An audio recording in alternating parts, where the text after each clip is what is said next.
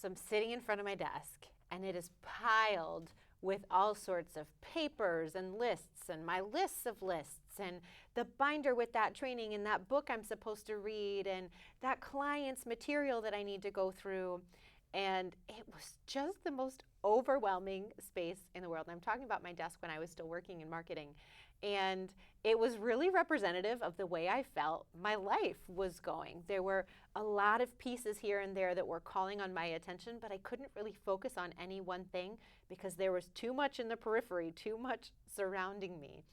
So I really, in this situation, had to take it off piece by piece and process all of that. And while that felt like a huge undertaking, on the back end, when I came in my office the next day and had a clean slate, it was so much easier to just go about the day and understand what was important. So the practice of cutting the clutter is something we're going to talk about today.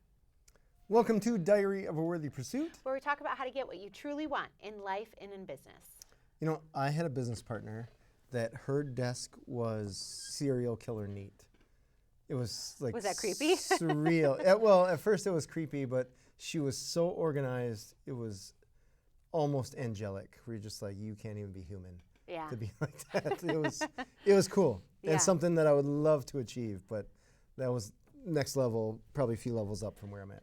Well, and the desk, I think, is a metaphor because it's very physical. But I even think of this like the tabs on my internet browsers. Mm-hmm. I mean, how many windows do I have open and how many tabs do each of those have? And sometimes it's very symbolic of all the things I'm trying to process in my brain. Like, I can't lose that. I got to come back to that. And I want Right. this over here to come back to. So you're like, don't close any of it. I need to have it accessible. And that's just overwhelming. Yeah, I've had that where I had to reboot my computer, and you go into history in Chrome, Yeah. and it says you want to reopen 44 tabs. Oh, It's no. like, 44? Wow. That's a reality check. Like the When is- weight of that just sits Oh with my you. gosh, yes, one of those. I always think, who was the person that said it was okay to have more than one tab open? Because at first you're thinking, hey, multitasking, but 44, there should be a cap or something where once you get over 12, a little thing comes up and says, are you sure? Yeah, Do right. you really need all this? It's kind of like the memory on your phone that's like, you really need to cut out some apps because I'm running out of space here, so make some decisions. Yeah, right. You can't save it all. Right, Yeah, exactly. interesting. But I think we do this in our physical spaces, but also in our mental spaces, right? So especially as we're staring down the barrel of the holiday season, I think it's really important to evaluate, just put a pause on things and say, what am I going to focus on? What are the things that should have my energy and what is just not important either in this season or in general that I can let go of? Oh, fair. I suppose especially when you're thinking about gift giving.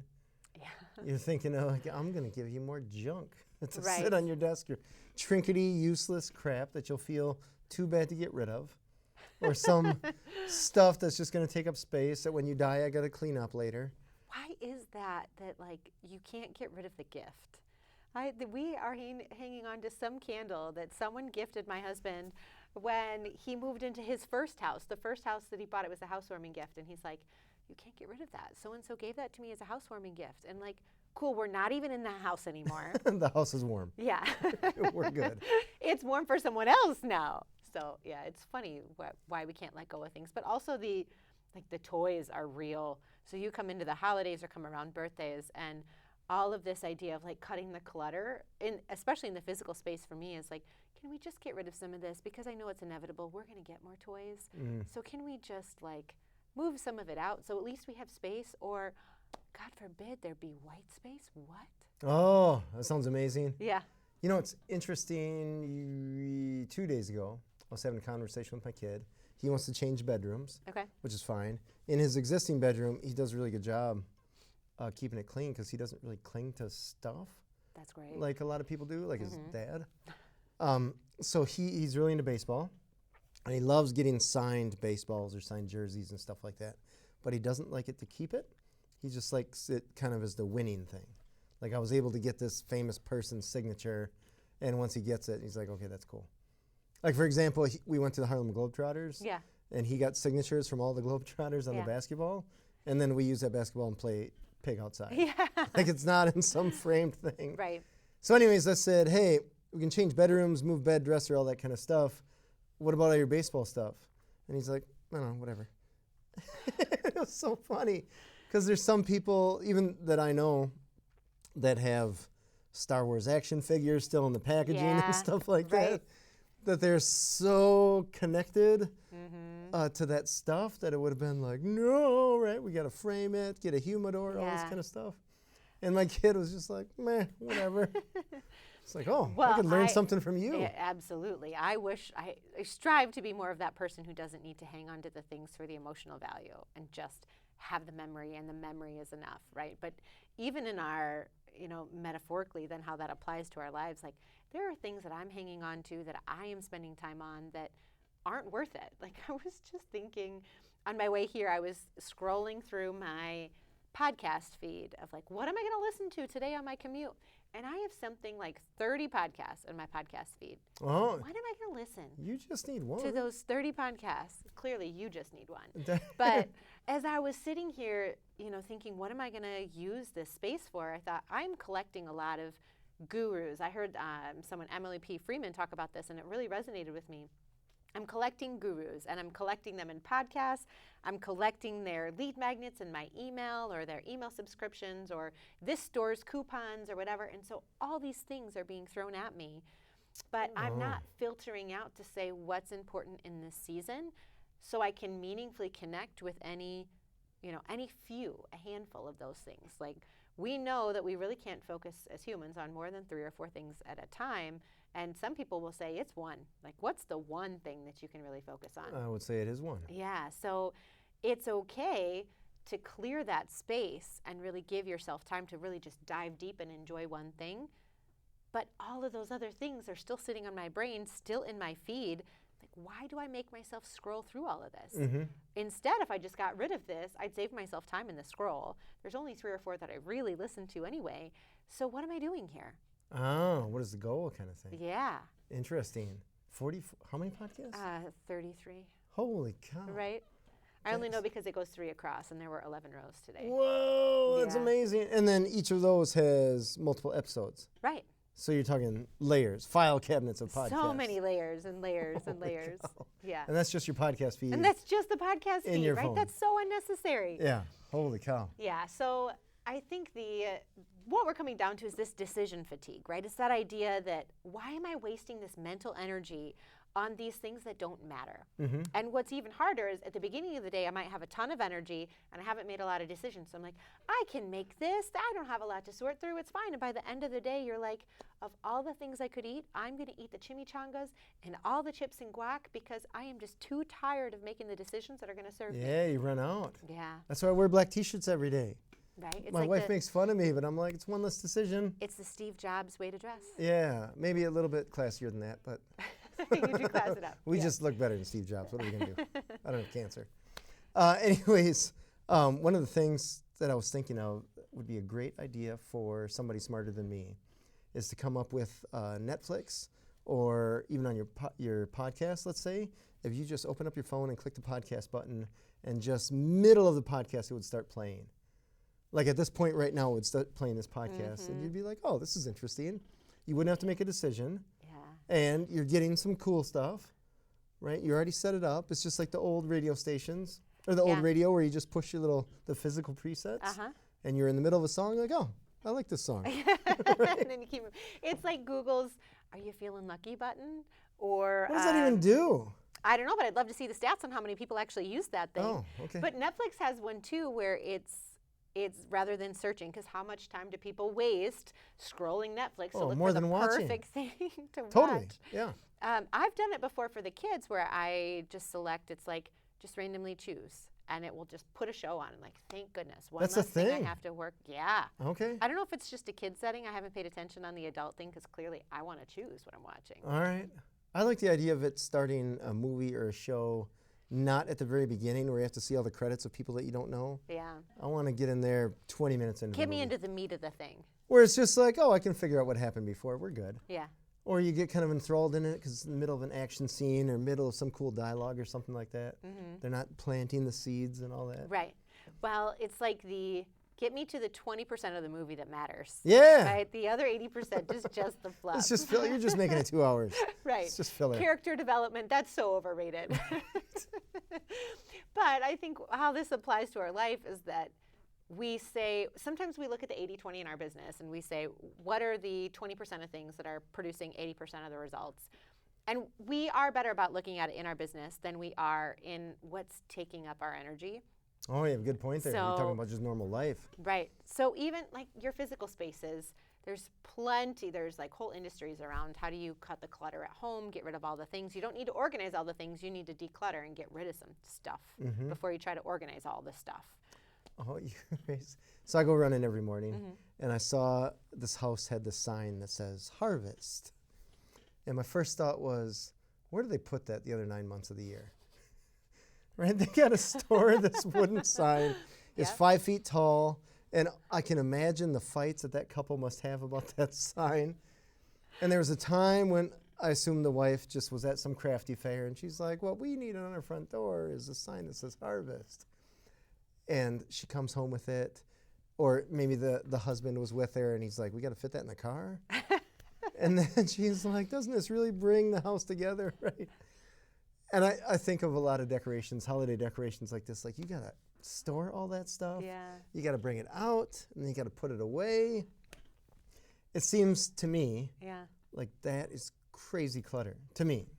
Well, But- I think that other cultures are much better at this. You know, like you think of, especially folks who live in bigger cities. I have a girlfriend who lived in downtown New York, now lives in downtown Chicago, and they don't do a lot of decor because they don't have a lot of storage. Oh, sure. And so it almost forces them to only keep the essentials and the little things. Or, you know, she can be trendy and be like, I'm going to spend $100 on decorating this year, and that's it. And then it all goes to Goodwill or whatever the thing. And so you're like, that sounds extremely freeing. So I think that there was a time in my life, before I had children, where I would have said, yeah, that's great. Let me pull the house together. Let me decorate all the things. And some people really get into that. And kudos if that's your thing. But for me, it's more about, gosh, there's so much going on around the holidays. Decorating is one more thing. And so if I think about the experience that I want to create, particularly the holidays, but really life in general, what do I care about getting out of this and being intentional? Okay, if we're heading into Christmas, what's the end result? What's the experience? What do I want to feel? What do I want my kids to feel? And then what really matters of that? It's probably not like the Merry Christmas or the Santa on the front lawn or whatever. It's the experience they have, or it's not the gift that they open. It's the feeling of being with family. So that is a filter that has really helped me when you get in these crazy seasons and you try to keep up with everything that people are putting on their social, like, look at our beautiful lights and look at all this pile of presents. And you're like, but that's not really important. And cutting that out is so freeing. But you have to let it go first, and that's a process. All right, burn your harvest sign. Burn it. Start over. Have a bonfire instead. Make some s'mores for the kids. So what are your thoughts about Christmas trees? We do real Christmas trees. Oh, okay. Because I don't store one. Okay. But also because of the experience of going to cut down the Christmas tree is something that my kids thoroughly enjoy. And then we have a bonfire. Oh, nice. You burn it down. Okay. Yeah. All right. Yeah, when I was a kid, we had a Christmas tree, and I remember it being a traditional, fun thing. Yeah. And now I'm just like, oh, this is not what I want to do on Saturday afternoon, put together this thing. Do you guys put one up anymore? Oh, we do. We do. That's not, if it was up to me, we would not. Sure. Because you got to move the living room around, and then we have a fake one, so you have to figure out where the branches go, and it's a whole. You have more patience than I do. That's half the reason I don't get the fake one, because I don't want to move all the branches just so. The new one, you got to water it. Yeah. Or new one, a real one. Yeah. And I don't know, it's just, what do we have? We stopped getting a real one because we had the pan leak once, and we have hardwood floors, and that cost a lot of money. I bet. So it's one of those I bet. This is not bringing joy to the world at all. You got to get rid of this thing. It would have been ironic if you had like a Joy to the World sign right as you're fixing it. Oh. Somebody should have taken that picture. Yeah, not cool. Not cool. Well, another thing is we're coming up on a really busy season, but you can do it any season of life, is just a calendar review. So that's the idea of what are the things I'm spending my time on that are giving me the most return? And we should be doing this periodically anyway. But sometimes you see that I'm spending a lot of time on this one thing, and it's not helping me hit the goals that I want. Now, clearly, there's things that you do just for the joy of it, right? Like we do our workouts in the morning because that's something that we know is going to fill our cup and taking care of our health, and it's not maybe moving. I mean, you could argue it's moving your business forward. You're showing up more sharp and you're healthy, so you're showing up as the best version of you. But at a surface level, you're like, that's not making me any money. Not directly, sure. Right. So just keep in mind that there are some things that you might keep that may not be affecting the bottom line, but are still good in the main, I guess, in the main scheme of things. Yeah, there's a strategy. Right. Yeah. But you might say, like, I am on events committees for 5 different holiday parties. That may not be necessary. Wow. Are you really? No, that's an example. God, no, I'd never do that to myself. You are insane. All right. That would be crazy. Right. Are there other things that you've noticed on your calendar in the past few years where you're like, this is just not serving me? Yeah. I had, I put, this was from pandemic. There was an event that started that I came across. It was a national networking event. That was like Monday afternoons or something like that. I put that on my calendar. And up until 3 months ago, it's been on my calendar. I never once attended it. So every week at whatever, 1:30 on Monday, I would get this bing, bing, bing, right? Like, oh, what do I have going on today? And it would be this networking thing that when I first found it and signed up for it, it sounded super cool, right? Get to meet people all over the country, remote, magical, and I never once attended. So I had that thing on my calendar for probably close to 3 years. And I finally said, you know, the interesting thing, and I wouldn't say I'm proud of this, it kept stuff from being scheduled over that time. Sure. So I would look at that thing and be like, oh, I got an hour and a half that is not already documented for something to happen. So usually I could catch up with the stuff that I didn't do before. But still, every week on Monday afternoon. Well, so your self-confidence, I would venture to say, is pretty high. So maybe you don't struggle with this, but there's certain folks that I talk to who every time that they create a time block that then they don't honor, they get this hit of, well, I'm not doing what I said I was going to do. So there's like this integrity hit of. That would be good. I could use that. Yeah. I don't. But I think it's one of those things where it just depends on who you are. But if you're blocking something and then you're not doing it, then you're not practicing what you said was a priority. This was not a priority for you, so that probably didn't hit. But I think what's interesting about that is that it took you 3 years to move that thing off. Yeah, and I think the reason is because of the freedom that it gave me. Yeah. When I knew, because I didn't even remember what website to go to. Like I didn't put any of the information in the actual calendar thing. So that means that when it was telling me, hey, this is happening in 20 minutes or whatever, the work that I would have to do to actually find, I don't even know if the thing's still going on.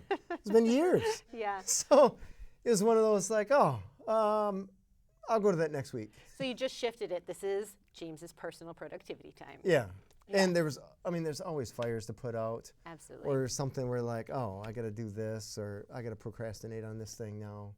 Well, I think that that's another important thing to keep in mind is that when you're doing like a calendar review or you're looking at how you spend your time, we tend to overschedule our days and we overestimate how much we can get done in a day. We underestimate how much we can get done in a year. But it's important to leave some white space. And so if you are scheduled back to back to back and have all of these blocks, then you're like, where am I going to deal with those inevitable fires that come up? Where am I going to have some space to like go take a walk because I got a really frustrating email from a client and I just need some space before I respond to this thing. You don't have time to do those things, which will serve your business in the long run. You're not supposed to respond right away and just. I mean, you can write it out, just maybe don't send it. I'm still learning that. I block out Fridays. I have a big red, don't schedule anything here on Fridays. Yeah. But interestingly enough, Fridays are always crazy busy. Because even though I don't schedule anything. Because you're handling all those other things from the week. Yeah, you're trying to play catch up, or you're mopping up your inbox before the weekend, or getting the podcast set to go, all that stuff that either didn't get scheduled or got scheduled and I actually didn't do. Yeah. So failure on my part again. But other things came up, and so you had to prioritize and move on. Yeah. Yesterday, for example, I had an employee. Her computer decided to give the blue screen of death. Oh no. And so, like, you're working remote, right? So it's not like I can just walk over to her cubicle and give her one. It's like, oh, you're across the country, and you're not very computer savvy. So I think I spent almost 3 hours trying to walk, because it would come up for a little bit. You get 5 or 10 minutes of that thing working, and then you would get the little frowny face blue screen. Oh, no. And it was one of those, like, all we got to do is this. Yeah. But it was, so that was 2.5, 3 hours that I didn't schedule, right? Have messed up computer at this time, right? Something like that. That didn't work out. If only we knew in advance. Yeah, and I remember just ending it with, like, I'm just going to send you another computer. Yeah. Because it's not worth dinking around with this. I'll fix it on my end, ship it back to me, whatever.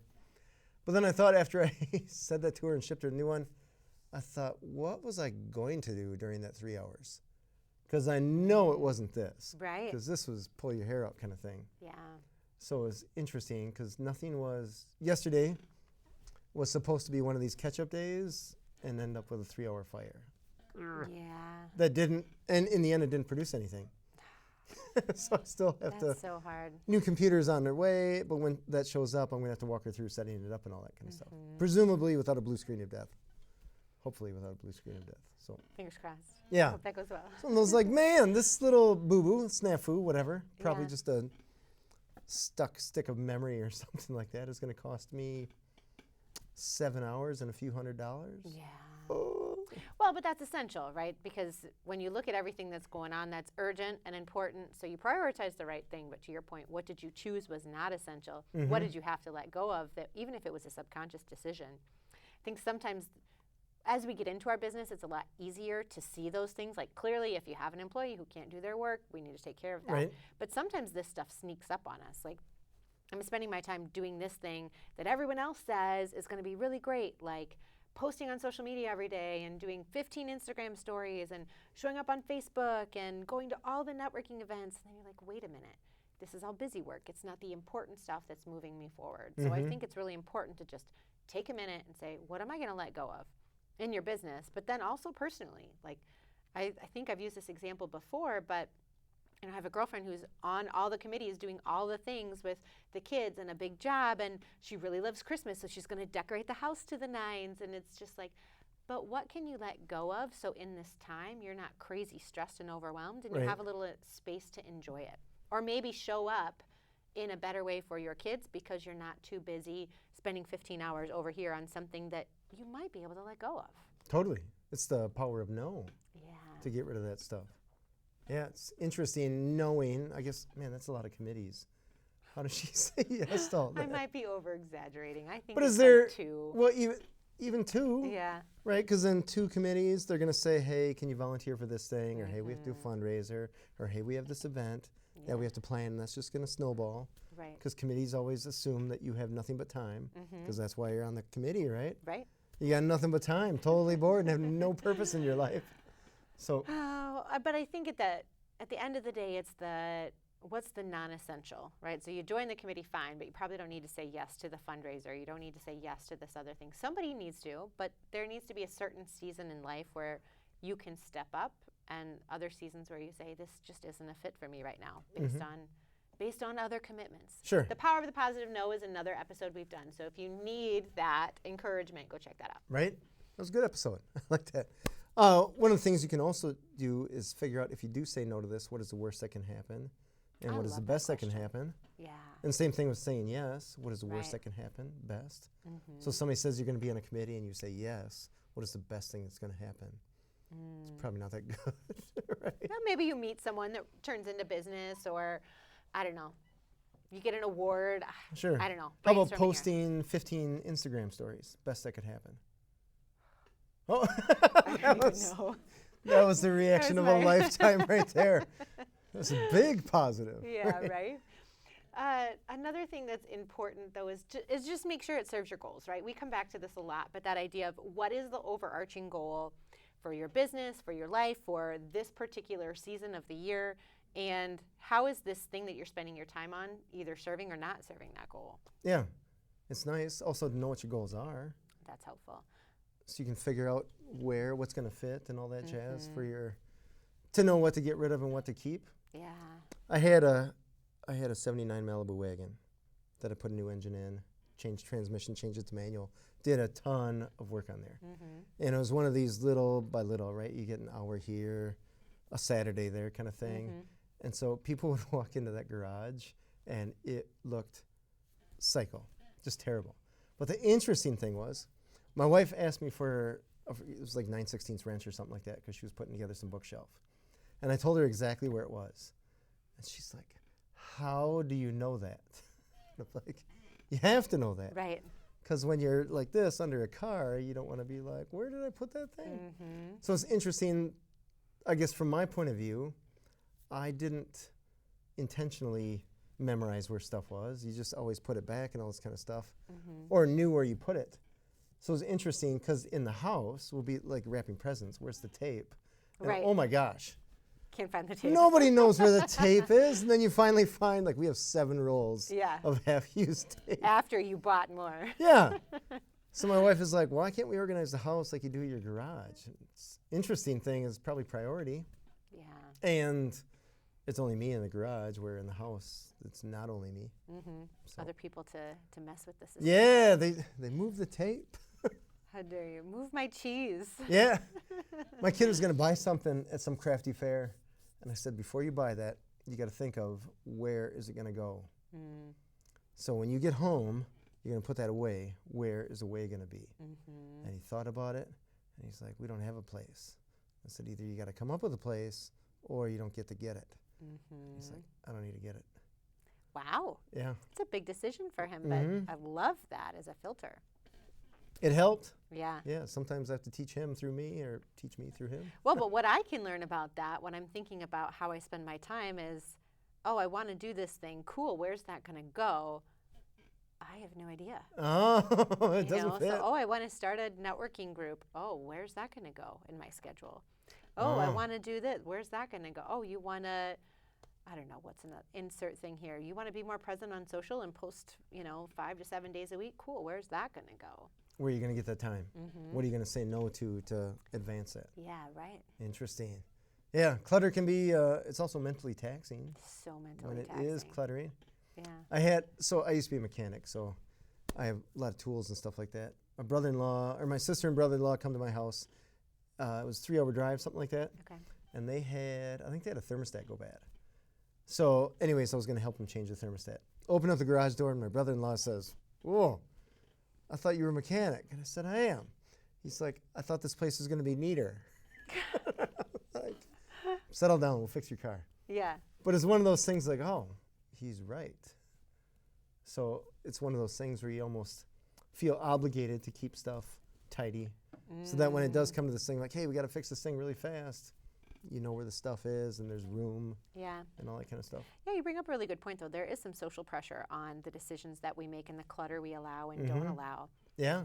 My brother-in-law is also pretty handy, and he comes and looks at our garage, and he's like, oh, it should be so, he's one of those clean and tidy mechanics. It should be so clean, it should be this. And I'm like, but we have children.